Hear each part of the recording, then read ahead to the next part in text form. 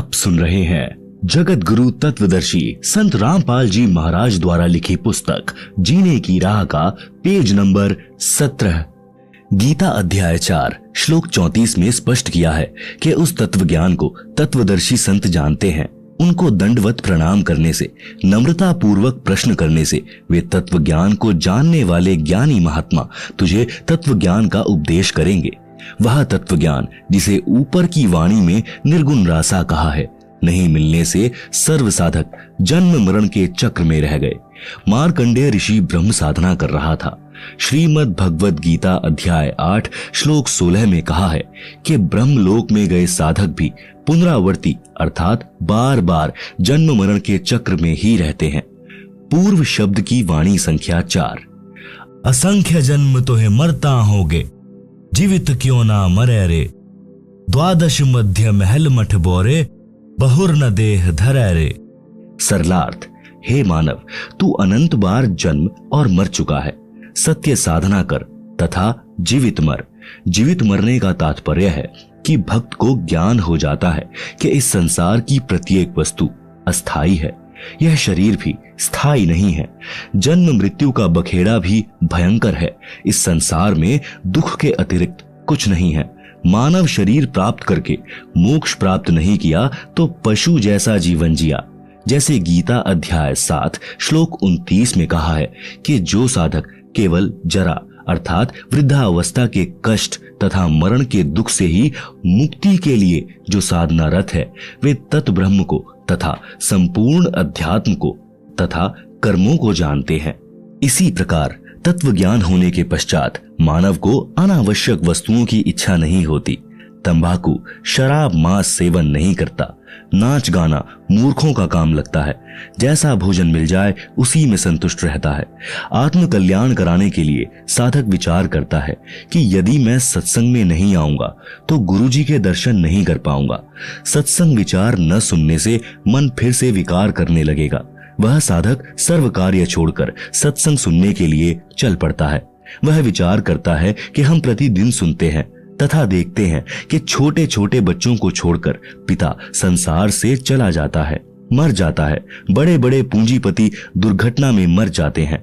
सर्व संपत्ति जो सारे जीवन में जोड़ी थी उसे छोड़कर चले जाते हैं। दोबारा उस संपत्ति को संभालने नहीं आते। मृत्यु से पहले एक दिन भी कार्य छोड़ने का दिल नहीं करता था, अब परमानेंट कार्य छूट गया। एक कथा।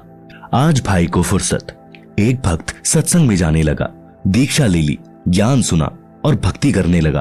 अपने मित्र से भी सत्संग में चलने तथा भक्ति करने के लिए प्रार्थना की, परंतु दोस्त नहीं माना। कह देता है कि कार्य से फुर्सत यानी खाली समय नहीं है। छोटे छोटे बच्चे हैं, इनका पालन पोषण भी करना है। काम छोड़कर सत्संग में जाने लगा तो सारा धंधा चौपट हो जाएगा। आप सुन रहे हैं जगत गुरु तत्वदर्शी संत रामपाल जी महाराज द्वारा लिखी पुस्तक जीने की राह का पेज नंबर 18। वह सत्संग में जाने वाला भक्त जब भी सत्संग में चलने के लिए अपने मित्र से कहता तो वह यही कहता कि अभी काम से फुर्सत नहीं है। 1 वर्ष पश्चात उस मित्र की मृत्यु हो गई। उसकी अर्थी उठाकर कुल के लोग तथा नगरवासी चले। साथ साथ सैकड़ों नगर मोहल्ले के व्यक्ति भी साथ साथ चले। सब बोल रहे थे कि राम नाम सत्य है, सत्य बोले गत्य है। भक्त कह रहा था कि राम नाम तो सत्य है, परंतु आज भाई को फुर्सत है। नगरवासी कह रहे थे कि सत्य बोले गत्य है। भक्त कह रहा था कि आज भाई को फुर्सत है। अन्य व्यक्ति उस भक्त से कहने लगे कि ऐसे मत बोल, इसके घर वाले बुरा मानेंगे। भक्त ने कहा कि मैं तो ऐसे ही बोलूंगा। मैंने इस मूर्ख से हाथ जोड़कर प्रार्थना की थी कि सत्संग में चल, कुछ भक्ति कर ले। ये कहता था कि अभी फुर्सत अर्थात खाली समय नहीं है, आज इसको परमानेंट फुर्सत है। छोटे छोटे बच्चे भी छोड़ चला, जिनके पालन पोषण का बहाना करके परमात्मा से दूर रहा। भक्ति करता तो खाली हाथ नहीं जाता, कुछ भक्ति धन लेकर जाता। बच्चों का पालन पोषण तो परमात्मा करता है। भक्ति करने से साधक की आयु भी परमात्मा बढ़ा देता है। भक्त जन ऐसा विचार करके भक्ति करते हैं, कार्य त्याग कर सत्संग सुनने जाते हैं। भक्त विचार करते हैं कि परमात्मा न करे हमारी मृत्यु हो जाए, फिर हमारे कार्य कौन करेगा। हम यह मान लेते हैं कि हमारी मृत्यु हो गई, हम 3 दिन के लिए मर गए, यह विचार करके सत्संग में चले, अपने को मृत मान लें और सत्संग में चले जाएं। वैसे तो परमात्मा के भक्तों का कार्य बिगड़ता नहीं, फिर भी हम मान लेते हैं कि हमारी गैर हाजिरी में कुछ कार्य खराब हो गया तो 3 दिन बाद जाकर ठीक कर लेंगे। यदि वास्तव में टिकट कट गई अर्थात मृत्यु हो गई तो परमानेंट कार्य बिगड़ गया, फिर कभी ठीक करने नहीं आ सकते। इस स्थिति को जीवित मरना कहते हैं। वाणी का शेष सरलार्थ। द्वादश मध्य महल मठ बोरे, बहुर न देहि धरे रे। सरलार्थ। श्रीमद् भगवद गीता अध्याय 15 श्लोक 4 में कहा है कि तत्व ज्ञान की प्राप्ति के पश्चात परमेश्वर के उस परम पद की खोज करनी चाहिए जहां जाने के पश्चात साधक लौटकर संसार में कभी नहीं आते, अर्थात उनका पुनर्जन्म नहीं होता, वे फिर देह धारण नहीं करते। सूक्ष्म वेद की यह वाणी यही स्पष्ट कर रही है कि वह परम धाम द्वादश अर्थात 12वें द्वार को पार करके उस परम धाम में जाया जाता है। आज तक सर्व ऋषि महर्षि संत मंडलेश्वर केवल 10 द्वार बताया करते, परंतु परमेश्वर कबीर जी ने अपने स्थान को प्राप्त कराने का सत्य मार्ग सत्य स्थान स्वयं ही बताया है। उन्होंने 12वां द्वार बताया है। इससे भी स्पष्ट हुआ है कि आज तक यानी सन 2012 तक पूर्व के सब ऋषियों संतों पंथों की भक्ति काल ब्रह्म तक की थी, जिस कारण से जन्म मृत्यु का चक्र चलता रहा। वाणी संख्या 5। दोजख बहिष्ट सभी तय देखे राजपाट के रसिया, 3 लोक से तृप्त नाही यह मन भोगी खसिया। आप सुन रहे हैं जगत गुरु तत्वदर्शी संत रामपाल जी महाराज द्वारा लिखी पुस्तक जीने की राह का पेज नंबर 19। सरलार्थ। तत्व ज्ञान के अभाव में पूर्ण मोक्ष का मार्ग न मिलने के कारण कभी दोजख अर्थात नरक में गए, कभी बहिष्ट अर्थात स्वर्ग में गए, कभी राजा बनकर आनंद लिया। यदि इस मानव को 3 लोक का राज्य भी दे दे तो भी तृप्ति नहीं होती। उदाहरण, यदि कोई गांव का सरपंच बन जाता है तो वह इच्छा करता है कि विधायक बने तो मौज होवे। विधायक इच्छा करता है कि मंत्री बनूं तो बात कुछ अलग हो जाएगी। मंत्री बनकर इच्छा करता है कि मुख्यमंत्री बनूं तो पूरी चौधर हो, आनंद ही न्यारा होगा, सारे प्रांत पर कमान चलेगी। मुख्यमंत्री बनने के पश्चात प्रबल इच्छा होती है कि प्रधानमंत्री बनूं तो जीवन सार्थक हो, तब तक जीवन लीला समाप्त हो जाएगी, फिर गधा बनकर कुमार के लठ यानी डंडे खा रहा होगा। इसीलिए तत्व ज्ञान में समझाया है कि काल ब्रह्म द्वारा बनाई गई स्वर्ग नरक तथा राजपाट प्राप्ति की भूल भुलैया में सारा जीवन व्यर्थ कर दिया, कहीं संतोष नहीं हुआ। यह मन ऐसा खुसरा यानी हिजड़ा है। एक इब्राहिम सुल्तान अदम नाम का इराक देश के बलख शहर का राजा था। वह पूर्व जन्म का बहुत अच्छा भक्त था, परंतु वर्तमान के ऐश्वर्य में मस्त होकर परमात्मा को भूल चुका था। राज के ठाठ में तथा महलों में आनंद मान बैठा था। एक दिन परमात्मा सत्यलोक से आकर एक यात्री का रूप बनाकर राजा के महल में गए तथा कहा कि हे सराय वाले, एक कमरा किराए पर दे, पैसे बता, रात्रि बितानी है। राजा ने कहा, हे भोले यात्री, आपको यह सराय यानी धर्मशाला दिखाई देती है। मैं राजा हूं और ये मेरा महल है।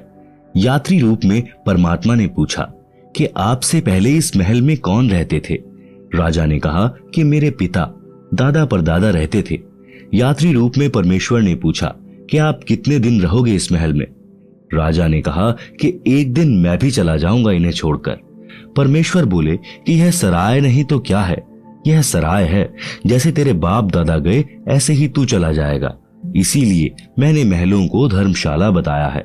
राजा को वास्तविकता का ज्ञान हुआ, संसार की इच्छा त्याग कर आत्म कल्याण करवाया, सदा रहने वाला सुख तथा अमर जीवन प्राप्त करने के लिए दीक्षा ली और आजीवन भक्ति की, अपना मानव जीवन सफल किया। वाणी नंबर 6। सतगुरु मिले तो इच्छा मेटे, पद मिल पदे समाना, चल हंसा उस लोक पठाऊं जो आदि अमर अस्थाना। सरलार्थ। यदि तत्वदर्शी संत सद्गुरु मिले तो उपरोक्त ज्ञान बताकर काल ब्रह्म के लोक की सर्व वस्तुओं से तथा पदों से इच्छा समाप्त करके पद मिल पदे समाना इसमें एक पद का अर्थ है पद्धति अर्थात शास्त्र विधि अनुसार साधना। दूसरे पद का अर्थ है परम पद यानी पदवी। सद्गुरु शास्त्र विधि अनुसार पद्धति बताकर परमेश्वर के उस परम पद की प्राप्ति करवा देता है जहां जाने के पश्चात साधक फिर लौटकर संसार में कभी नहीं आते। हे भक्त, चल तुझे उस लोक में भेज दूं जो आदि अमर स्थान है अर्थात गीता अध्याय 18 श्लोक 62 में वर्णित सनातन परम धाम है जहां पर परम शांति है। आप सुन रहे हैं जगत गुरु तत्वदर्शी संत रामपाल जी महाराज द्वारा लिखी पुस्तक जीने की राह का पेज नंबर 20, वाणी संख्या 7। चार मुक्ति जहां चंपी करती, माया हो रही दासी, दास गरीब अभय पद पर से मिले राम अविनाशी। सरलार्थ, उस सनातन परम धाम में परम शांति तथा अत्यधिक सुख है। काल ब्रह्म के लोक में चार मुक्ति मानी जाती हैं, जिनको प्राप्त करके साधक अपने को धन्य मानता है, परंतु वे स्थायी नहीं हैं। कुछ समय उपरांत पुण्य समाप्त होते ही फिर 84 लाख प्रकार की योनियों में कष्ट उठाता है, परंतु उस सत्य लोक में चारों मुक्ति वाला सुख सदा बना रहेगा। माया आपकी नौकरानी बनकर रहेगी। संत गरीबदास जी ने बताया है कि अमर लोक में जाने के पश्चात प्राणी निर्भय हो जाता है और उस सनातन परम धाम में वह अविनाशी राम अर्थात परमेश्वर मिलेगा। इसलिए पूर्ण मोक्ष के लिए शास्त्रानुकूल भक्ति करनी चाहिए, जिससे उस भगवान तक जाया जा सकता है। उपरोक्त वाणी तथा पूर्वोक्त विवरण से स्पष्ट हुआ कि श्री ब्रह्मा जी, श्री विष्णु जी तथा शिव जी और इनके पिता काल ब्रह्म अर्थात शर पुरुष व अक्षर पुरुष सर्व राम अर्थात प्रभु नाशवान है। केवल परम अक्षर ब्रह्म ही अविनाशी राम अर्थात प्रभु है। इस परमेश्वर की भक्ति से ही परम शांति तथा सनातन परम धाम अर्थात पूर्ण मोक्ष प्राप्त होगा, जहां पर चार मुक्ति का सुख सदा रहेगा। माया अर्थात सर्व सुख सुविधाएं साधक के नौकर की तरह हाजिर रहती हैं। सूक्ष्म वेद में परमात्मा कबीर जी ने कहा है कि माया दासी संत की उभय दे आशीष, विलसी और लातों छड़ी सुमर सुमर जगदीश। भावार्थ, सर्व सुख सुविधाएं धन से होती हैं। वह धन शास्त्र विधि अनुसार भक्ति करने वाले संत भक्त की भक्ति का स्वतः होने वाला, जिसको प्राप्त करना उद्देश्य नहीं, वह फिर भी अवश्य प्राप्त होता है, बाय प्रोडक्ट होता है। जैसे जिसने गेहूं की फसल बोई तो उसका उद्देश्य गेहूं का अन्न प्राप्त करना है, परंतु भूष अर्थात चारा भी अवश्य प्राप्त होता है। चारा तोड़ा गेहूं के अन्न का बाय प्रोडक्ट है। इसी प्रकार सत्य साधना करने वाले को अपने आप धन माया मिलती है, साधक उसको भोगता है, वह चरणों में पड़ी रहती है, अर्थात धन का अभाव नहीं रहता, अपितु आवश्यकता से अधिक प्राप्त रहती है। परमेश्वर की भक्ति करके माया का भी आनंद भक्त संत प्राप्त करते हैं तथा पूर्ण मोक्ष भी प्राप्त करते हैं। उसी प्रसंग को आगे बढ़ाते हैं कि मानव शरीर प्राप्त प्राणी को अपना उद्देश्य याद रखना चाहिए, भक्ति करके अपना कल्याण करवाना चाहिए। सूक्ष्म वेद में लिखा है कि राग आसावरी शब्द नंबर 71, यह सौदा फिर नाही संतो, यह सौदा फिर नाही, लोहे जैसा ताव जात है, काया देह सराही। तीन लोक और भुवन चतुर्दश, सब जग सौदे आही, दुगने तिगुने किए चौगुने, किन्हू मूल गवाही। आप सुन रहे हैं जगत गुरु तत्वदर्शी संत रामपाल जी महाराज द्वारा लिखी पुस्तक जीने की राह का पेज नंबर 21। भावार्थ, जैसे दो व्यापारी यानी बिजनेसमैन दूर किसी शहर में सौदा करने गए और 5-5 लाख रुपए मूलधन ले गए। एक ने अपने धन का सदुपयोग किया, धर्मशाला या होटल में किराए पर कमरा लिया, सामान खरीदा और महंगे मोल बेचा, जिससे उसने 20 लाख रुपए और कमा लिए। 2 वर्ष में वापिस अपने घर आ गया, सब जगह प्रशंसा हुई और धनी बन गया।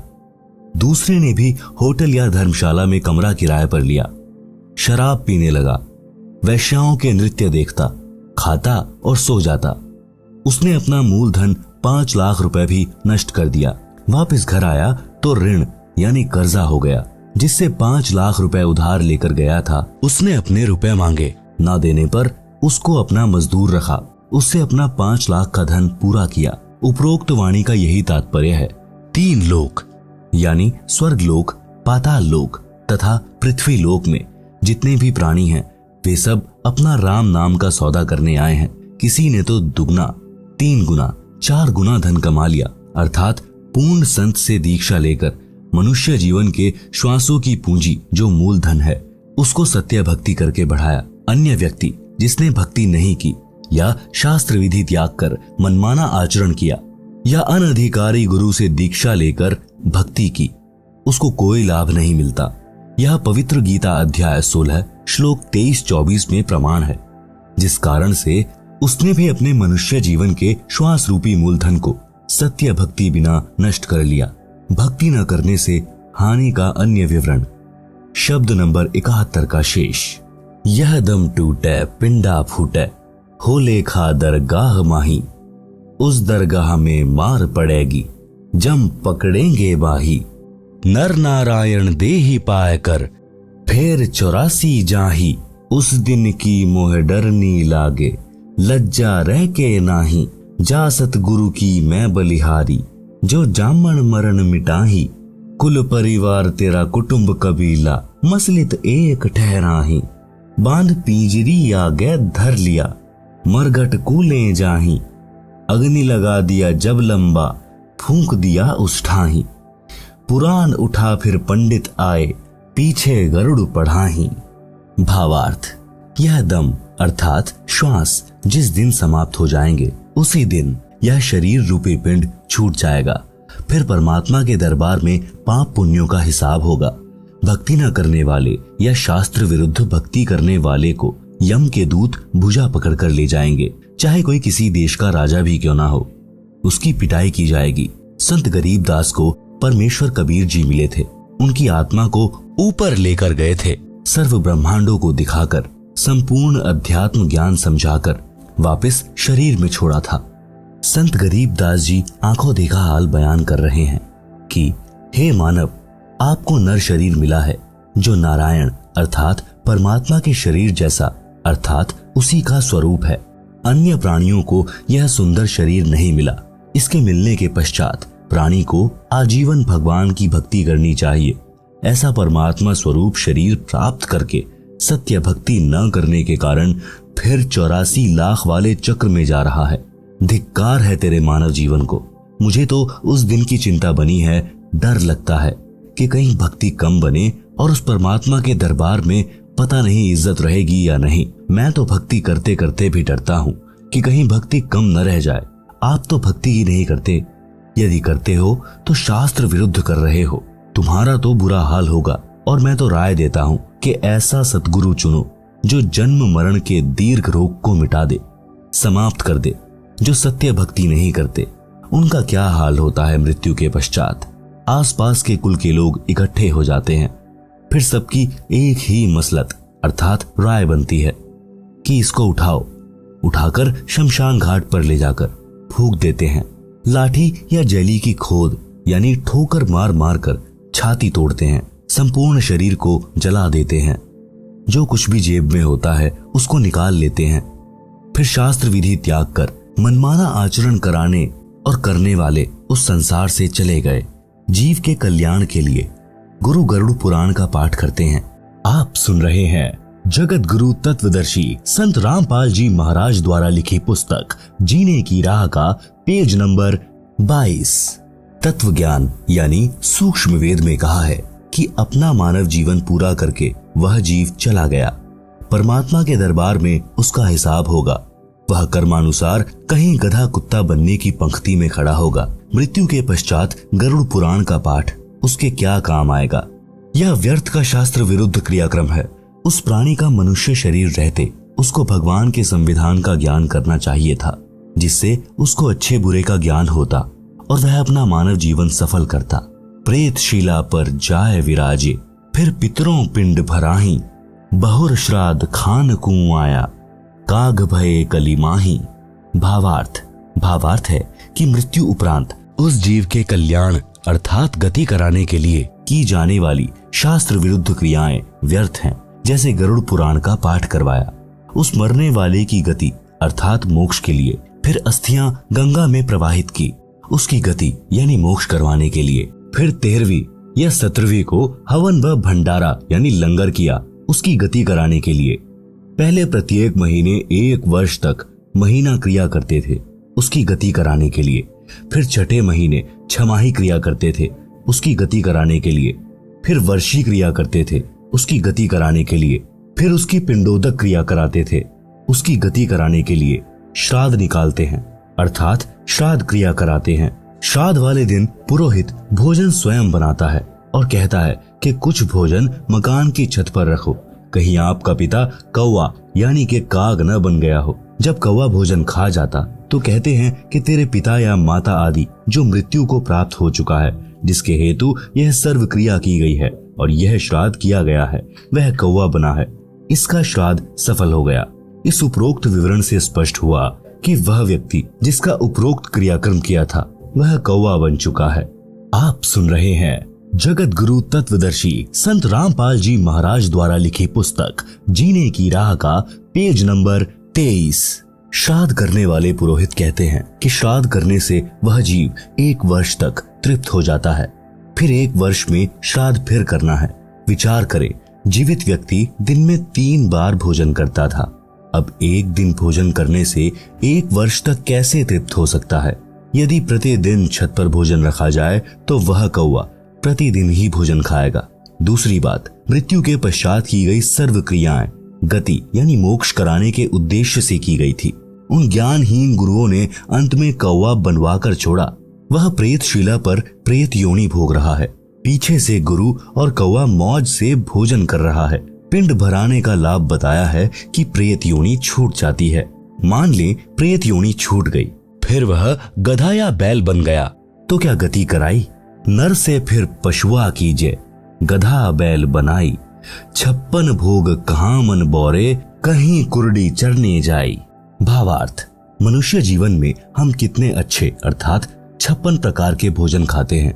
भक्ति न करने से या शास्त्र विरुद्ध साधना करने से गधा बनेगा, फिर ये 56 प्रकार के भोजन कहाँ प्राप्त होंगे? कहीं कुरडियों यानी रूढ़ी पर पेट भरने के लिए घास खाने जाएगा। इसी प्रकार बैल आदि आदि पशुओं की योनियों में कष्ट पर कष्ट उठाएगा। जय सतगुरु की संगत करते सकल कर्म कट जाएं, अमरपुरी पर आसन होते जहां धूप ना छाई। भावार्थ, संत गरीबदास ने परमेश्वर कबीर जी से प्राप्त सूक्ष्म वेद में आगे कहा है कि यदि सतगुरु यानी तत्वदर्शी संत की शरण में जाकर दीक्षा लेते तो उपरोक्त सर्व कर्मों के कष्ट कट जाते, अर्थात न प्रेत बनते, न गधा, न बैल बनते।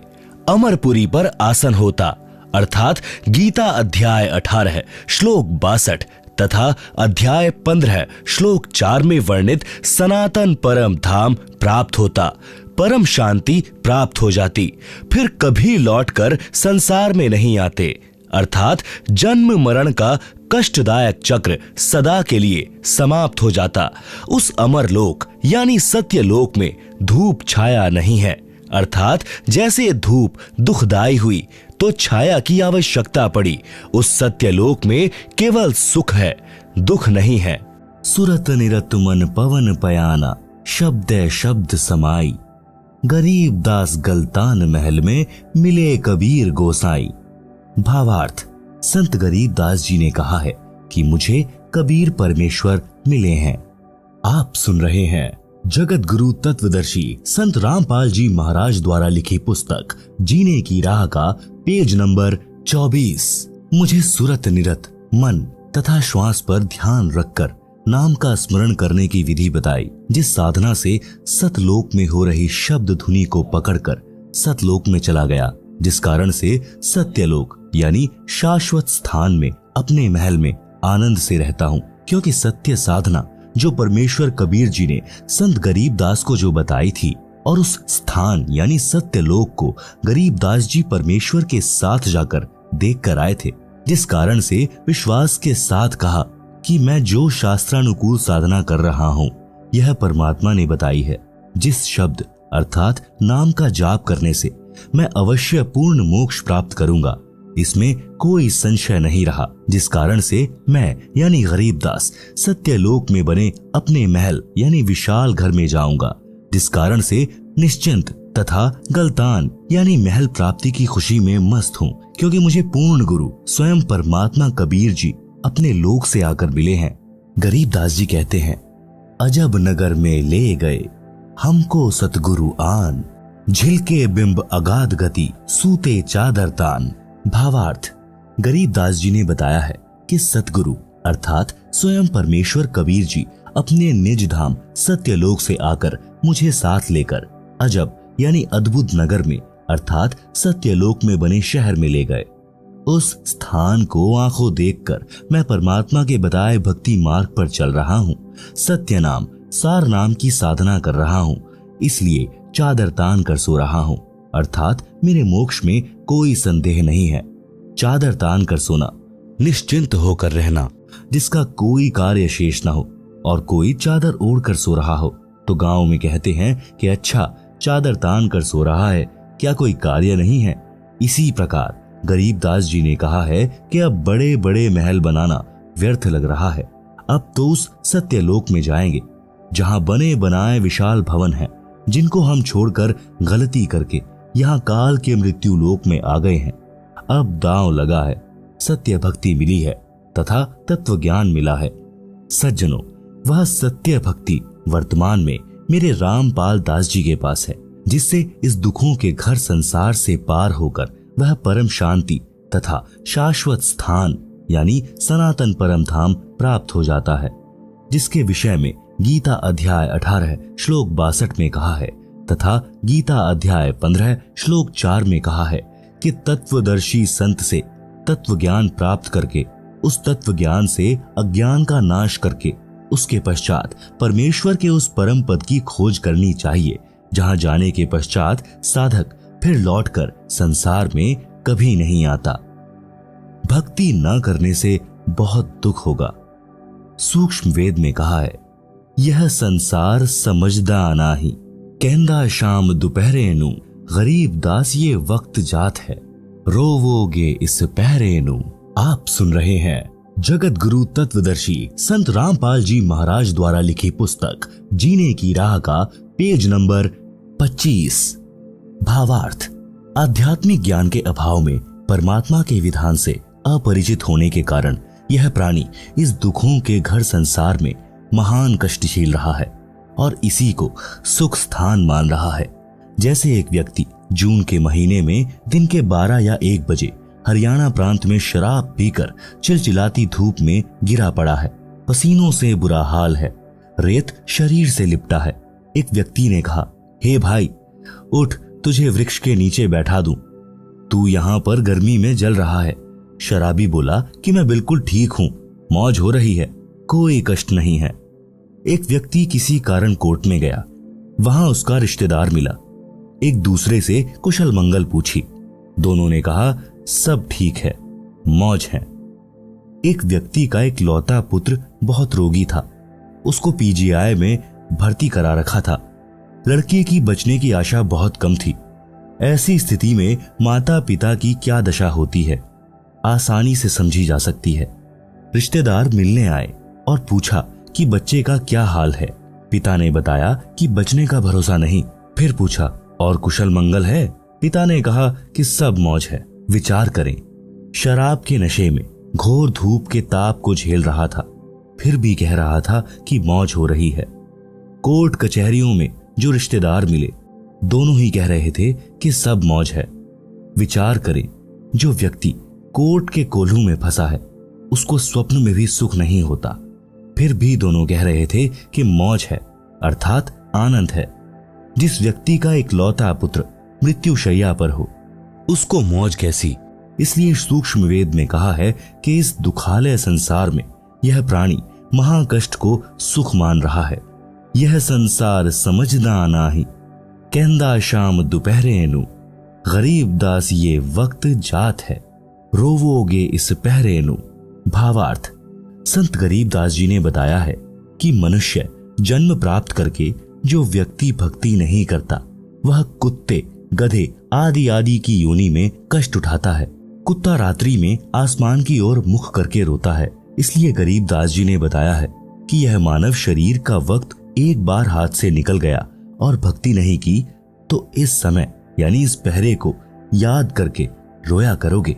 भक्ति मार्ग पर यात्रा। जब तक आध्यात्मिक ज्ञान नहीं तब तक तो जीव माया के नशे में अपना उद्देश्य भूल चुका था। और जैसा ऊपर बताया है कि शराबी नशे में ज्येष्ठ महीने की गर्मी में दिन के दोपहर के समय धूप में पड़ा पड़ा पसीने व रेत में सना भी कह रहा होता है कि मौज हो रही है, परंतु नशा उतरने के पश्चात उसे पता चलता है कि तू तो जंगल में पड़ा है, घर तो अभी दूर है। आप सुन रहे हैं जगत गुरु तत्वदर्शी संत रामपाल जी महाराज द्वारा लिखी पुस्तक जीने की राह का पेज नंबर 26। कबीर जी ने कहा है कि यह माया अटपटी, सब घट आन अड़ी, किस किस को समझाऊं या कुएं भांग पड़ी। भावार्थ, अध्यात्म ज्ञान रूपी औषधि सेवन करने से जीव का नशा उतर जाता है। फिर वह भक्ति के सफर पर चलता है, क्योंकि उसे परमात्मा के पास पहुंचना है जो उसका अपना पिता है तथा वह सतलोक जीव का अपना घर है। यात्रा पर चलने वाला व्यक्ति सारे सामान को उठाकर नहीं चल सकता, केवल आवश्यक सामान लेकर यात्रा पर चलता है। इसी प्रकार भक्ति के सफर में अपने को हल्का होकर चलना होगा, तभी मंजिल को प्राप्त कर सकेंगे। भक्ति रूपी राह पर चलने के लिए अपने को मानसिक शांति का होना अनिवार्य है। मानसिक परेशानी का कारण है अपनी परंपराएं तथा नशा, मान बढ़ाई, लोक दिखावा। यह भार व्यर्थ के लिए खड़े हैं। जैसे बड़ी कोठी, बड़ी महंगी कार, श्रृंगार करना, महंगे आभूषण यानी स्वर्ण के आभूषण संग्रह करना, विवाह में दहेज लेना देना, बैंड बाजे डीजे बजाना, गुड़चड़ी के समय पूरे परिवार का बेशर्मों की तरह नाचना, मृत्यु भोज करना, बच्चे के जन्म पर खुशी मनाना, खुशी के अवसर पर पटाखे जलाना, फिजूल खर्ची करना आदि आदि जीवन के भक्ति सफर में बाधक होने के कारण त्यागने पड़ेंगे। विवाह कैसे करें? जैसे श्री देवी दुर्गा जी ने अपने तीनों पुत्रों श्री ब्रह्मा जी, श्री विष्णु जी तथा श्री शिव जी का विवाह किया था, इसी पुस्तक में आगे पढ़ेंगे। मेरे यानी लेखक के अनुयायी ऐसे ही करते हैं। 17 मिनट की असुर निकंदन रामायणी है। फेरों के स्थान पर उसको बोला जाता है, जो करोड़ गायत्री मंत्र यानी ओम भूर्भुवः से उत्तम तथा लाभदायक है, जिसमें विश्व के सर्व देवी देव तथा पूर्ण परमात्मा का आह्वान तथा स्तुति प्रार्थना है, जिस कारण से सर्व शक्तियां उस विवाह वाले जोड़े की सदा रक्षा तथा सहायता करते हैं। इससे बेटी बची रहेगी, जीने की सुगम राह हो जाएगी। विवाह में प्रचलित वर्तमान परंपरा का त्याग, विवाह में व्यर्थ का खर्चा त्यागना पड़ेगा। जैसे बेटी के विवाह में बड़ी बारात का आना, दहेज देना, यह व्यर्थ परंपरा है, जिस कारण से बेटी परिवार पर भार मानी जाने लगी है और उसको गर्भ में ही मारने का सिलसिला शुरू है, जो माता पिता के लिए महापाप का कारण बनता है। बेटी देवी का स्वरूप है। हमारी कुपरंपराओं ने बेटी को दुश्मन बना दिया। श्री देवी पुराण के 3 स्कंद में प्रमाण है कि इस ब्रह्मांड के प्रारंभ में तीनों देवताओं श्री ब्रह्मा जी, श्री विष्णु जी तथा श्री शिव जी का जब इनकी माता श्री दुर्गा जी ने विवाह किया, उस समय न कोई बाराती था, न कोई भाती था, न कोई भोजन भंडारा किया गया था, न डीजे बजा था, न कोई नृत्य किया गया था। श्री दुर्गा जी ने अपने बड़े पुत्र श्री ब्रह्मा जी से कहा कि हे ब्रह्मा, यह सावित्री नाम की लड़की तुझे तेरी पत्नी के रूप में दी जाती है, इसे ले जाओ और अपना घर बसाओ। इसी प्रकार अपने बीच वाले पुत्र श्री विष्णु जी से लक्ष्मी जी तथा छोटे बेटे श्री शिव जी को पार्वती जी को देकर कहा कि ये तुम्हारी पत्नियां हैं, इनको ले जाओ और अपना अपना घर बसाओ। तीनों अपनी अपनी पत्नियों को लेकर अपने अपने लोक में चले गए, जिससे विश्व का विस्तार हुआ। आप सुन रहे हैं जगत गुरु तत्वदर्शी संत रामपाल जी महाराज द्वारा लिखी पुस्तक जीने की राह का पेज नंबर 27। शंका समाधान।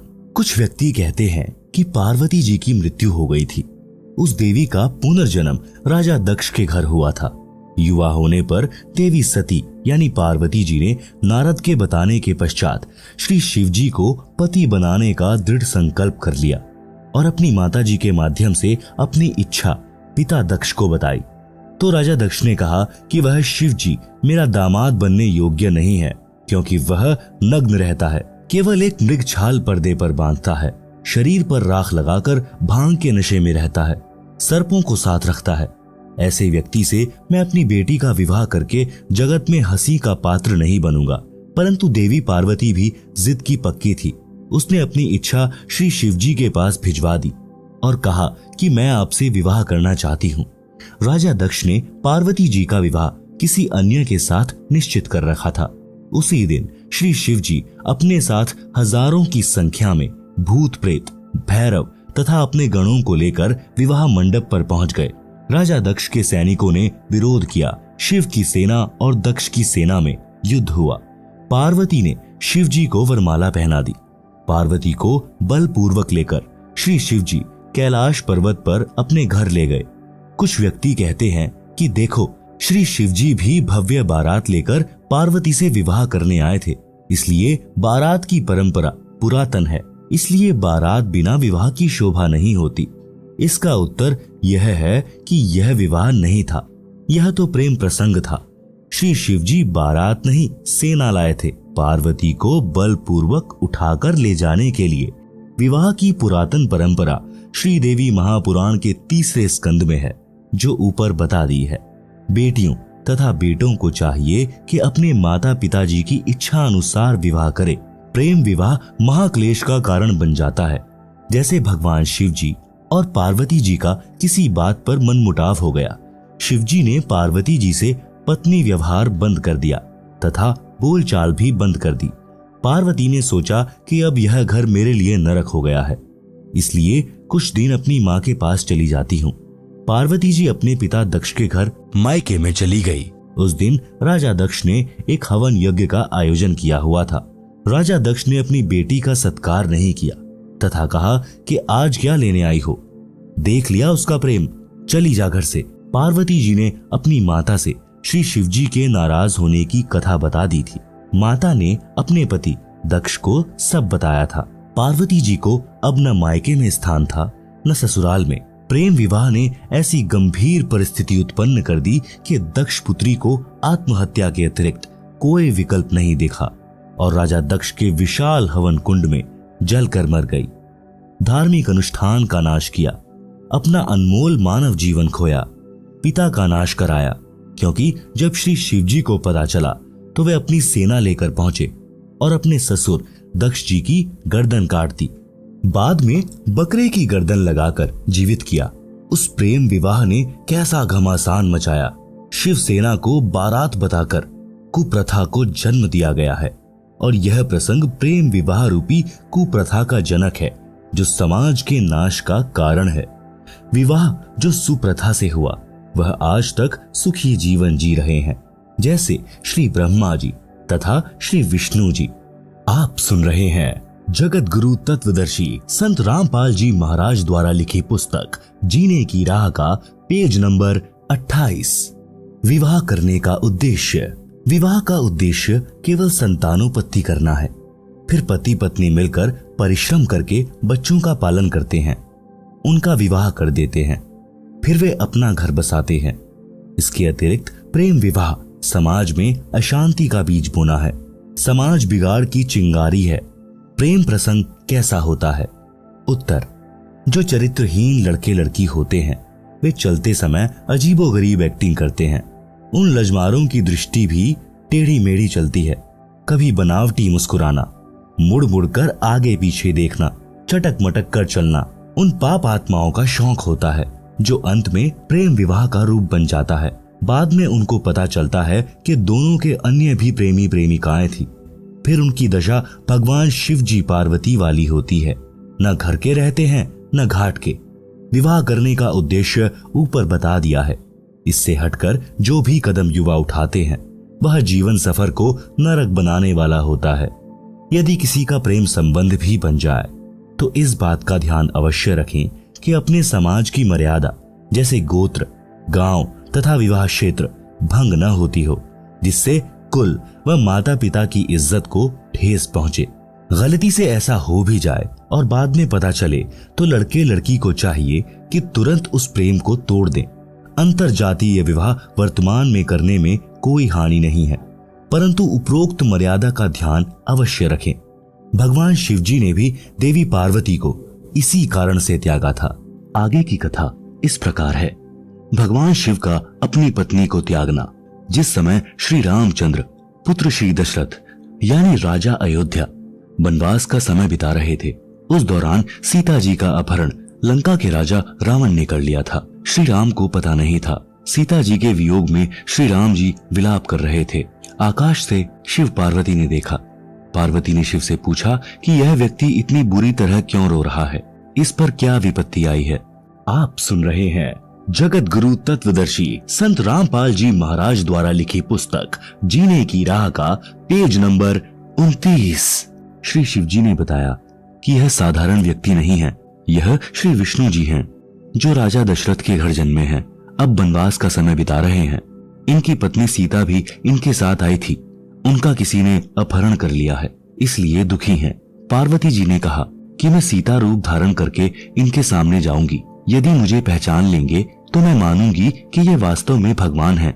शिवजी ने पार्वती से कहा था कि यह गलती ना करना, यदि आपने सीता रूप धारण कर लिया तो मेरे काम की नहीं रहोगी। पार्वती जी ने उस समय तो कह दिया कि ठीक है, मैं परीक्षा नहीं लूंगी, परंतु शिव के घर से बाहर जाते ही सीता रूप धार कर श्री राम के सामने खड़ी हो गई। श्री राम बोले कि हे दक्ष पुत्री माया, आज अकेले कैसे आई, श्री शिवजी को कहां छोड़ आई। तब देवी जी लज्जित हुई और बोली कि भगवान शिव सत्य ही कह रहे थे कि आप त्रिलोकी नाथ हैं, आपने मुझे पहचान लिया, मैं परीक्षा लेने आई थी। भगवान शिव को भी पता चल गया कि पार्वती ने सीता रूप धारण करके परीक्षा ली है। पार्वती जी से पूछा कि कर दिया वही काम जिसके लिए मना किया था।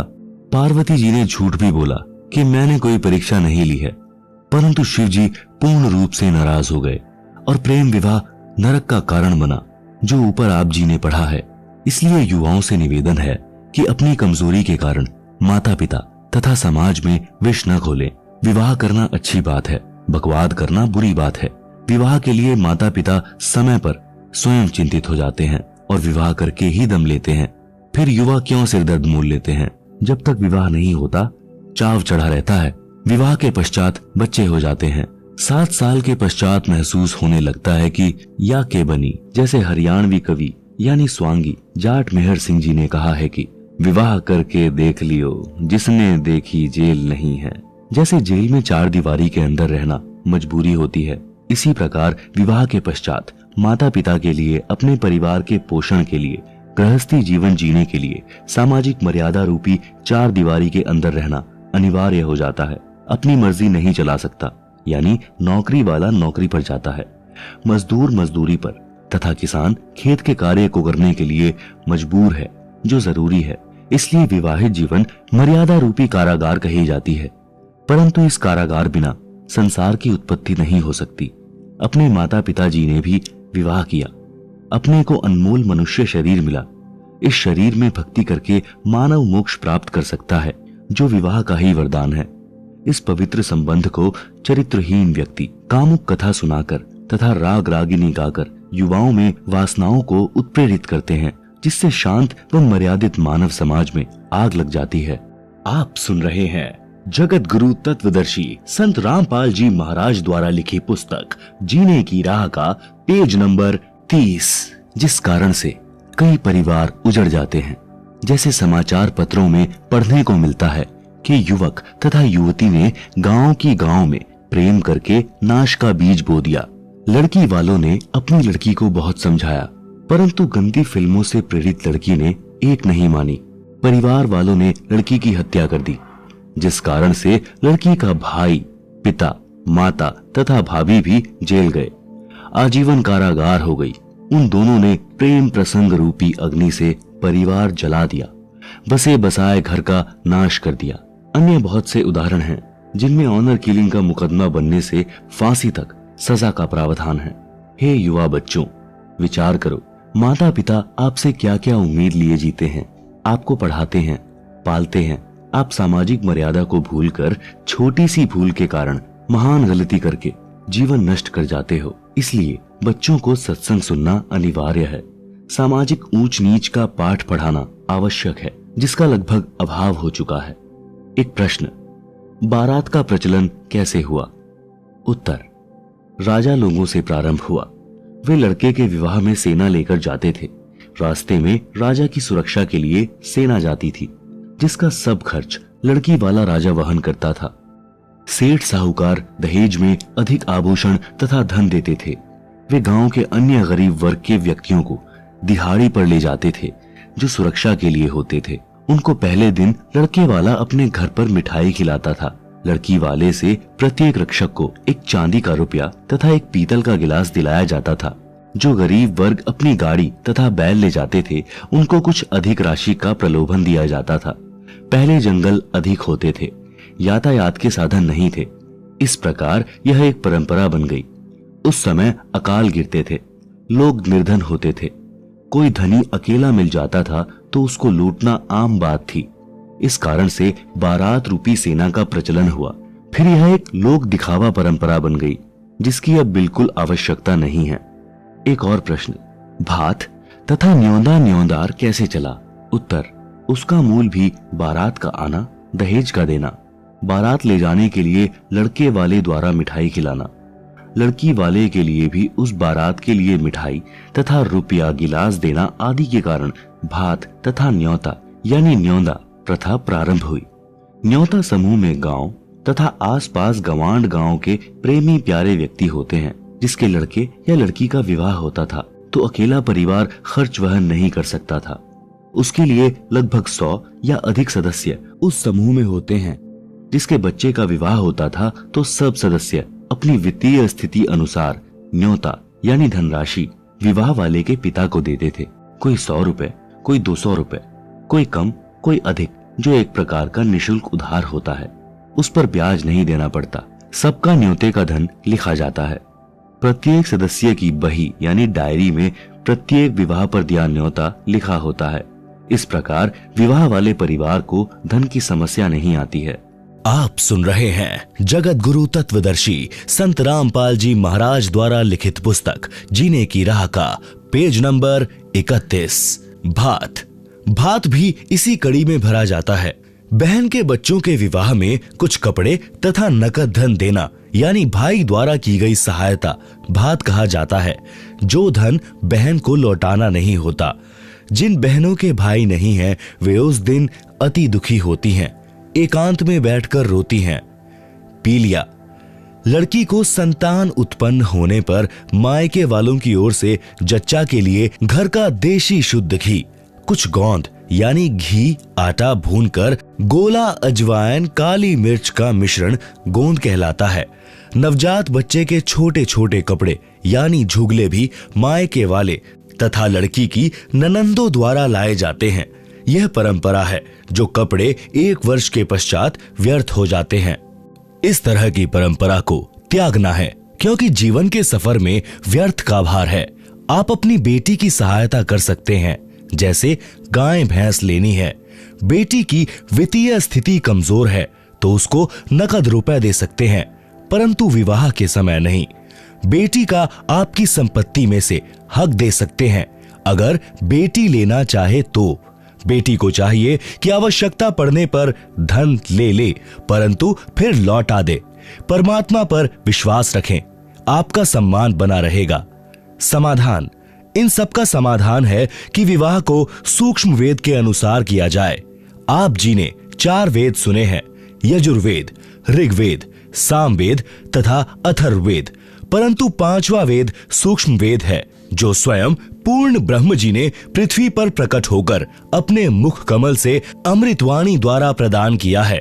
मेरे यानी रामपाल दास के अनुयायी उसी 5वें वेद के अनुसार विवाह रस्म करते हैं, जिसमें कोई उपरोक्त परंपरा की आवश्यकता नहीं पड़ती। विवाह पर तथा अन्य अवसरों लड़की लड़के वाले पक्ष का कोई खर्च नहीं कराना होता, केवल कन्यादान यानी बेटी दान करना है।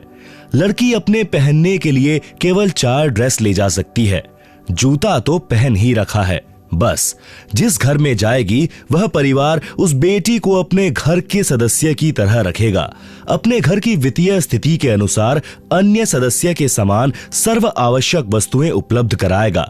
बेटी अपने माता पिता भाई भाभी पर कोई भार नहीं बनेगी। जब कभी अपने मायके आएगी तो कोई सूट तथा नकद नहीं लेगी, जिस कारण से भाभी भाई को भी प्यारी लगेगी।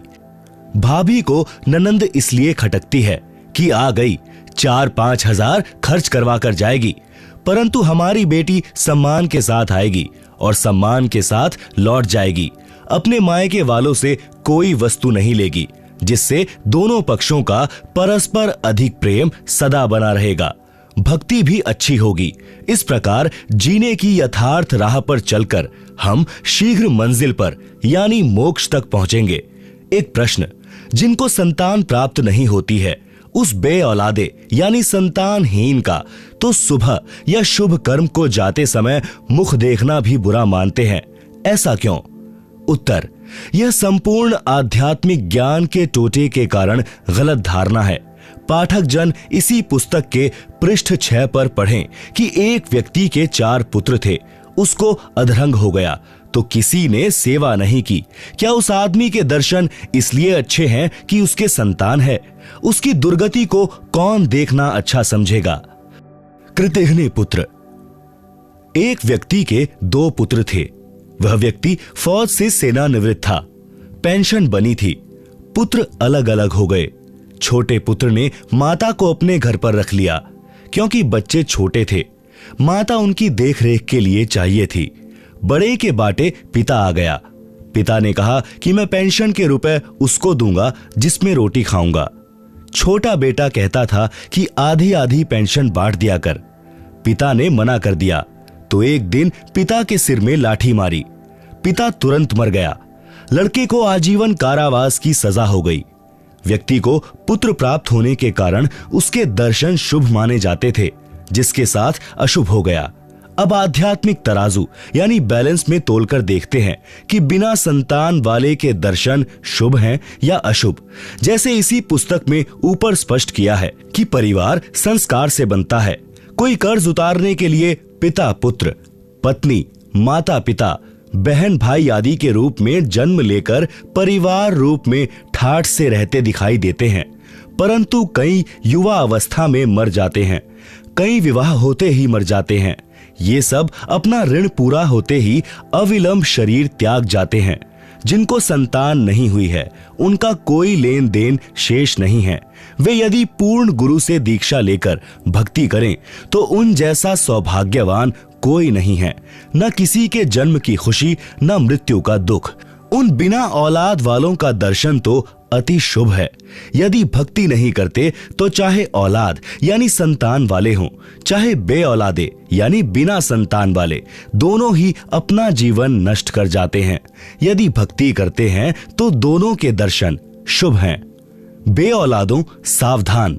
जिन पुण्यात्माओं को संतान नहीं होती तो आध्यात्मिक ज्ञान के अभाव से उनकी तड़फ संतान प्राप्ति की बनी रहती है। उसके लिए हर संभव प्रयत्न करते हैं, फिर भी कोई लेन देन वाला यानी संतान नहीं मिलता है तो आजीवन संतान प्राप्ति न होने के दुख को झेलते हैं। विशेषकर स्त्री की संतान उत्पन्न करने की इच्छा प्रबल होती है। वह अपने को बांझ कहलवाना नहीं चाहती। भले ही जांच करके डॉक्टर बता देते हैं कि आप में बांझ के कोई लक्षण नहीं है, विधाता की लीला है, परंतु तत्व ज्ञानहीन स्त्री इसी तड़फ में मर जाती है। भक्ति न करने के कारण उसका अगला जन्म कुतिया का होता है। फिर जम के दूत उसे कहते हैं कि बहन जी, अब संतान पैदा करके सारी कसर निकाल ले। एक ब्यात में 8 जामेगी यानी जन्म देगी। फिर अगला जन्म तेरा सूरी का होगा। एक बार में 12 संतान को जन्म देगी और 7-8 ब्यात करेगी। संतान की सारी भूख मिटा लिए। हे पुण्यात्मा, पाठक भाई बहनों, अध्यात्म ज्ञान को समझो, मानव जीवन को सफल बनाओ, जीने की राह संवारो। यानी निर्बाध बनाओ, यानी पूर्ण गुरु से दीक्षा लेकर भक्ति करके कल्याण करवाओ। विवाह में ज्ञानहीन नाचते हैं। एक दिन समाचार पत्र में पढ़ा कि रोहतक का लड़का भिवानी विवाह के लिए कार में जा रहा था। उसके साथ दोनों बहनों के पति भी उसी कार में सवार थे। पहले दिन सब परिवार वाले, बहनें, माता पिता, भाई बटेऊ, चाचा ताऊ डीजे बजाकर नाच रहे थे। उधमस उतार रखा था। कलानौर के पास दूल्हे वाली गाड़ी बड़े ट्राले से टकराई। सर्व कार के यात्री मारे गए। दूल्हा मरा, दोनों बहनें विधवा हुई। एक ही पुत्र था, सर्वनाश हो गया। अब नाच लो डीजे बजाकर। परमात्मा की भक्ति करने से ऐसे संकट टल जाते हैं। इसलिए मेरे रामपाल दास के अनुयायियों को सख्त आदेश है कि परमात्मा से डरकर कार्य करो, सामान्य विधि से विवाह करो। इस गंदे लोक यानी काल के लोक में एक पल का विश्वास नहीं कि कब बिजली गिर जाए। एक कथा, संतों की शिक्षा। एक गांव का व्यक्ति पहली बार श्री नानक देव जी के पास गया। उसने देखा कि संत जी मायूस अवस्था में एकांत में बैठे थे, स्मरण कर रहे थे। उस आदमी ने सतनाम वाहेगुरु बोला। श्री नानक जी ने भी उत्तर दिया, भोजन करवाया, ज्ञान विचार सुनाए। वह व्यक्ति चला गया। एक दिन फिर वही व्यक्ति आया और बोला, महाराज जी आप कभी खुश दिखाई नहीं देते, क्या कारण है? संत नानक जी ने कहा कि न जाने काल की कर डारे, किस विधि ढल जा पासावे, जिन्हाते सिरते मौत खुड़कदी, उन्हानु केहड़ा हांसावे। भावार्थ, संत नानक जी ने कहा कि हे भाई, इस मृत्यु लोक में सब नाशवान है, पता नहीं किसकी जाने की बारी कब आ जाए। इसलिए जिनके सिर पर मौत गरज रही हो, उस व्यक्ति का नाचना गाना, हंसी मजाक कैसे अच्छा लगेगा? मूर्ख या नशे वाला व्यक्ति इस गंदे लोक में खुशी मनाता है।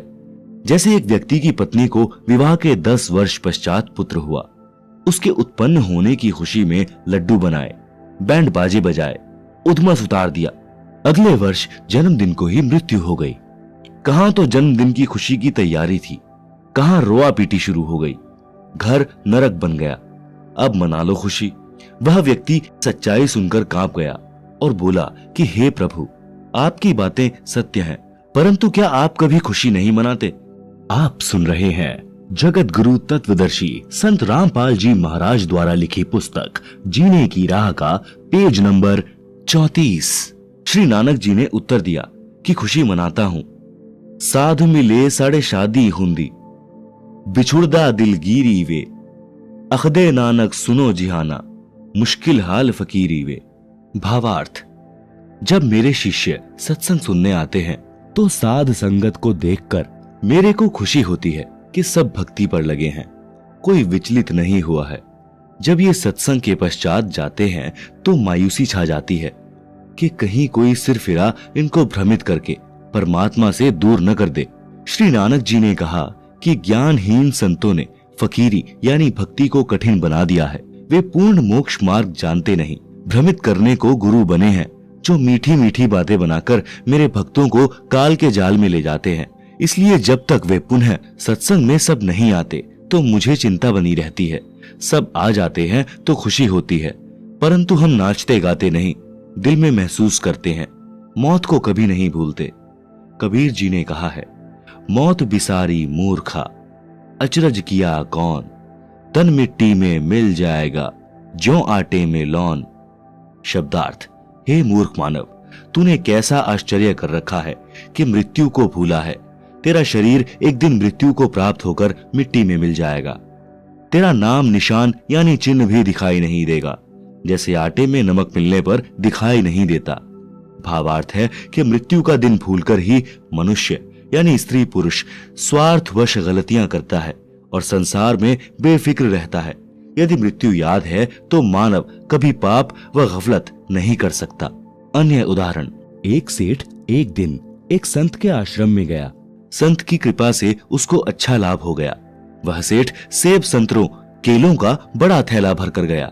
संत जी ने एक टोकरे में डाल दिए जिसमें फल प्रसाद रखते थे।